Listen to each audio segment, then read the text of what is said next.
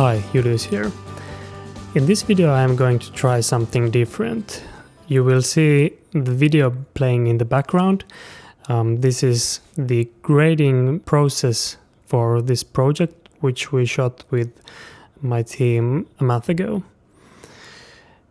It's a commercial done for a bigger corporation managing these bigger shopping centers.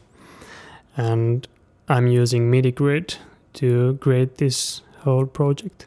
What I'm going to talk about is a little bit more unscripted than usual. Usually I have everything scripted by word, and I'm used to just read the written text.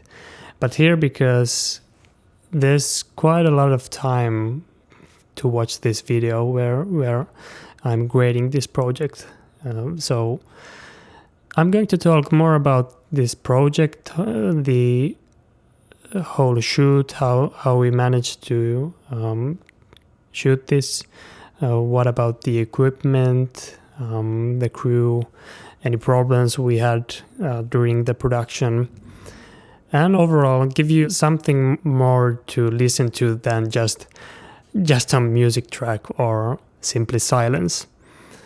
I apologize in advance that my English is maybe a bit bad, and that's just because that's not my native language. So if you don't like to listen to me, that's okay too. You can just mute this and continue watching this video. The whole purpose of this video is mainly to demonstrate to you how to use MIDIGrade and what you can possibly achieve with it. It's not like a tutorial, because this is about 5 hours in real time, and this has been sped up 8 times. I will talk about or say something about what you are seeing on screen, because you may be wondering what the timeline is like. You can see that there's a lot of duplicates on the timeline. The same scene is repeating over and over again, and there's only a few scenes visible in the timeline. And the reason behind that is that I'm usually, and we all as colorists are used to have the project edited, and after the edit has been locked, you will receive the edited version and you will work based on that. But here the client wanted to have the coloring first before editing, and that was because of like the schedule and the overall timeline of the post-production. So that was just a thing that we had to do. So let's talk about the production, or let's start with the pre-production, of course. And by the way, I have some set photos of this production, and you can view them on my Facebook page. It's called Julius Cinematography. It's facebook.com/Julius Cinematography. There you will find set photos of this production, and you can follow along watching those. About the pre-production, we had a script, and because this is a commercial where there's not even voiceover, it's only like texts over screen. So our script was basically a storyboard. We had 9 scenes and 13 total shots. A lot of close-ups, some wide shots, very wide shots, and mainly switching between those. Because this production was pretty low-key, it kind of was almost like an indie commercial. So we knew in advance that we had to do the whole production during open hours. So that meant that we couldn't restrict any areas in the shopping center from the public. This meant that we, of course, had to do decisions based on this fact, and most importantly, this probably affected the lens choices for me. I knew that we our crew was pretty small overall. We only had myself as the DP, the first AC Aara, and then in lighting crew we had gaffer Santeri and an electrician Jani. And that was basically the whole production team. We didn't even have a set designer or proper producer. Just our team, and then the director, art director, of course our lovely model, and a few production assistants. So the camera I used was the Ursa Mini 4.6K. It's the PL version, and it's a camera that I had used during this production only for probably a few weeks. There's not too much to say about this camera choice than dynamic range was really important to us. So the 4.6K sensor was very, very good for our purpose. I'd say that managing to do or get these same results with a DSLR camera or any other which suffers from little dynamic range, even let's say my previous Ursa, the original the 4K model, even that could have had a lot of problems in this production. And the reason for that was that of course it was our aim, but we couldn't affect the weather. Luckily we had the most perfect weather we could have asked for. We had this lovely sunshine for the whole day, and I had already planned to shoot a lot of towards the sun, planning to do a lot of backlighting. And for that purpose the dynamic range is really important, because then we can almost like relight it during the grade. Of course what we really did was that we had two ARRI 1.2K HMIs, and we used a lot of bounce lights. So what I usually did in, let's say, these shots where there is this very harsh backlight, I either used the natural sunshine and we just bounced it with some bounce cards. Usually I tend to use the white ones because that's a more pleasant on the skin, in my opinion. We bounced it back either the natural sunlight or then used the two ARRIs. I found that, for example, in this scene, which is this beautiful hallway, we tried to manage with one ARRI at first, but we found out very quickly that we had to have the total 2.4K HMI output to get the look that I wanted. I very often talk about that the skin is most important, and I kind of base this philosophy on the basic instinct of human beings, that we usually tend to move our eyes to the person in an image first. And that's why it's okay to blow out some highlights or stuff like that if the skin looks perfect. If it does look perfect, that's like it let's say I don't mind the different problems then when the skin is perfect. Let's get a little bit back. I talked about the shopping center being open and that we didn't have a set designer, and that basically lead to the simple fact that there will definitely be in every scene and in every shot there will be some details in the background or foreground which will be probably somewhat distracting, and if not even like things that I wouldn't want to have in the picture. Let's say like people in wrong colored clothing for the picture to look good, or stickers on walls and stuff like that just tend to ruin the picture.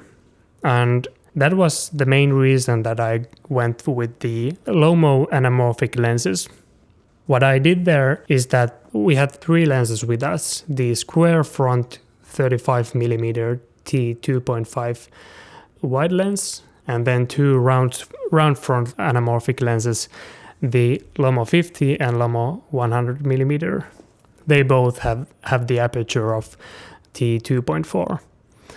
And what we did here was that we shot this pretty wide open, and what this then led to was that the background and everything but the subject that we were focused on, and usually that was our model, it went pretty out of focus and becomes this beautiful blurry mess that doesn't ruin the immersion of a beautiful day and a lovely visit to the shopping center. So that way, knowing that we had a limited crew and very limited time to do the whole production, this way we knew that we will still get some pictures that I will probably not hate, at least. And I'm saying this sounding like a douche, but it really is a fact that simple little distractions can ruin otherwise beautiful pictures. The set designers and all the crew working on enhancing the set, I have learned to appreciate their work input very much during these few last years working as a DP. I pretty much have to confess that, of course, I chose the Lomo Anamorphics because they are just lovely lenses too. Every time when I have a chance to use anamorphic lenses, I pretty much tend to go that route if just possible. Of course, we had to take into consideration that the Ursa or any Blackmagic camera isn't really supporting anamorphic shooting yet. So what we did here was that we had the camera shooting raw 4.6K images, and I chose raw because in ProRes it only gives you the option to shoot 4K, and because I knew that I'll be cropping this image afterwards, that meant that I wanted to have all pixels available from the sensor. Otherwise I would have shot in ProRes, which I usually do, just because I don't think that the raw image quality is so much better, and I know that I can do choices like white balance and things that raw gives you options of afterwards. I know that I can do these decisions during the production or even the pre-production. How we managed to get the anamorphic look out of the camera, or let's say the proper look, because in the regular 16:9 sensor image, when you squeeze it back to the normal aspect ratio from the 2 times anamorphic desqueeze, then it becomes like a really, really widescreen image, and that's not something that we wanted. So that's why we had the camera record the 16:9 image, and we put some black wrap on the monitor we used to monitor on, and that was it. We just masked out the parts of the image that I knew we are going to crop out. Our monitor, which we used, one was a small HD DP7 monitor, which was used by my first AC, but the main monitor was a Flanders Scientific monitor that I have for grading and for these types of productions on field. On this production, the FSI monitor was living on a Magliner Junior cart, along with other camera equipment, the lenses and cords and tripod heads and stuff like that. For camera moves, we used a Dolly, and this was the first time for me using that. We chose that because, of course, the optimal choice was just to have some dolly tracks and a proper dolly, but there were a few reasons for not going that route. The first one was, of course, the budget. A Dolly is much more affordable to rent, and it doesn't need big clunky railroads for it to work. It simply uses a few little aluminium tubes, and we had a few baby stands. So that way we were modular with only a crew of 4 persons. We didn't have even a grip, so that definitely had us going this route. I still wanted to have like the feel like we had a proper dolly, so that's why our Dana dolly was really great, because it's quite steady and I could use my Vinton fluid head on it. So it was possible to achieve this like creeping, pushing in and out and sliding left and right while tilting or panning. So that was a great feature to have. I find that in cinematography overall, just a little bit of slide movement, it brings so much to the image. It's one of the most important aspects, the camera movements, which make an image being a cinematic like or feel like cinematic. I have to say that having the Magliner Junior cart around was really great, because working in this shopping center, it definitely was the easiest way to move from scene to another. We also had the HMIs on rolling stands. The schedule we had during this production, let's say that for pre-production we had about a week. So this was something that came to us really in quick demand, let's say.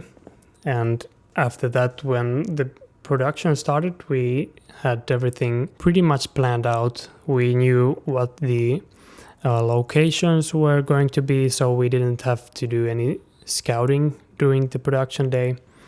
And if I recall correctly, about 7 hours of time in completing it.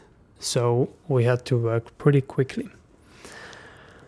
About the lighting, because most of the shots were in sunlight, that was of course first of all something that we couldn't plan on, because you'd never know what the weather will be here in Finland. So I was anyway planning to have this backlighted feeling to the image or to the lighting, and then use some brown light to get the exposure right for the actress. And that was the reason to have the 2 RE HMIs.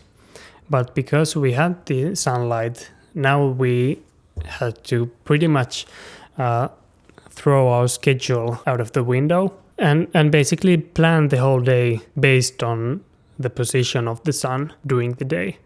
I remember when we arrived to the set and we started shooting, what surprised me was that there are these few shots, for example, of the entrance, the main entrance to the shopping center, and the car ramp to underground parking, and the third was the big hallway with the glass roof.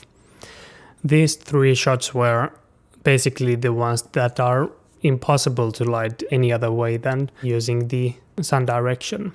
So the production day started with me using the Sunseeker app, and we worked through all locations and just planned out the our schedule for the day based on the sun direction. We ended up even with the situation with the big hallway that during the scout we arrived to the hallway or the balcony, which the hallway is shot from, or the wide shot. We are right there, and immediately I saw that, oh crap, the light is perfect right now. So we postponed the location scout immediately and went to our crew, said that, okay, we need to have the camera rolling ASAP, and because the light is perfect right now, let's start with the wide shot. So meanwhile, our lighting crew could be on the floor level, getting ready for the medium shot. It was really fast for us to just get the Dana dolly there with the 2 aluminium tubes and get the cart there with the monitor and camera, throw the camera on the dolly and get the actress ready. That's it. We have everything ready for the shot. So, for example, the wide shot, there's nothing more into it than being aware of the sun direction and being honest to yourself that there's not too much you can do after you have lost the sun. So that's why it's so important to have the gear and crew as minimal as possible for a project like this, because you never know when you suddenly have to change your plans.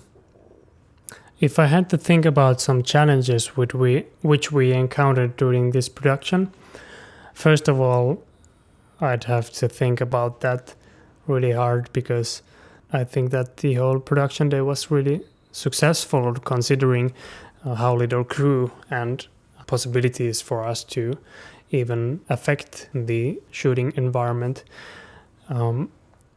Considering that, I think it could have been really hard to make it any better. So maybe the biggest challenges, I think, was probably in the car park scenes, which were the only scenes affected with no sunlight. So basically we wanted to have still the same as fresh as possible look to the whole image and to skin of the actress as we had during all the other scenes. What we basically did, and this was a great idea from my gaffer Santeri, was that we can simply give some feel like there's some kind of windows which have sunshine coming in the background, having the HMIs just blasting away to the background. And that was basically what we had to do to the lighting, thanks to the fluorescent lights, which actually were, I think they were LED lights. So the color rendition was surprisingly good for a place like that. Also, it was placed perfectly for us to have the model walk just there, and that's it. That's the whole lighting we had to do for that scene. The second big challenge was that we didn't find any plugs for power in the parking lot. So we had to run maybe 50 or 100, maybe 50 meters of power from some type of was it kiosk or just a small little place the owner was kind enough to loan some electricity for us, because there were no plugs in the parking lot.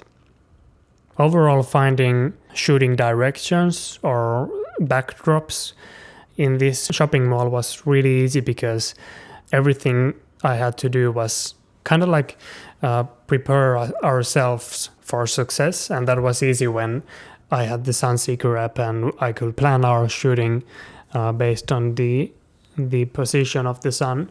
So when we had the lighting correct and lighting looking great, after that everything clicks pretty easily. Maybe one of the most important things that also saved us from big challenges was definitely that we had a good monitor available during the production. This means that we could perfect the shots as much as possible using a good quality and big enough screen. So we didn't have to guess what the image will look like afterwards. So everything was really streamlined thanks to that. Even the grading felt like really easy to me, because there were these really obvious points of interest for us. Let's say, for example, the car light in the parking lot. It's all about finding the right place for the car in the parking lot. So we had like black cars in the background. So we have the silver car jumping more off the background. And after that, in the grade suite, I just had to bring the levels to the place where I had them pleasing to my eye. Usually I do grading based on eye, so I find it's more important to focus on the points of interest. On the skin, have the skin look great, and having things darkened down if we don't want to have the viewers have their attention to it, and vice versa, bring some details up or bring the saturation up, or anyhow possible to bring the viewers attention to it. Overall, I find productions like these where we have a clear goal. We want to present an enjoyable day in this shopping center, and we have a product, let's say the application which finds your car in the parking lot. I find this project very enjoyable to work on because having a good crew with us and lenses that create beautiful images, a camera with high dynamic range. It's simple as that. You just find the best time to shoot based on the light that you are given. And after that, everything kind of happens on its own weight. And these high-level ads or commercials are somewhat, I find, even less stressful to work on than a documentary or, let's say, a event video or something like that. I hope this gave you some insight to what the project was like to complete. I again apologize if my speaking is a little bit clunky or stuff like that, because I really have to think about what I'm saying. MIDIGrade overall is a tool that I use in my own workflow all the time. Now during recording this audio, I have Tangent Ripple. I got it just a week ago. It's something that I now have in my toolkit too. But the Tangent Ripple hasn't definitely made MIDIGrade obsolete. It's much more like the opposite. They work very, very well together, and it has made the whole grading experience for me much more enjoyable. I think that's it. I will probably make more of these as I get projects to grade and I'll have the chance to record them. Thanks for watching.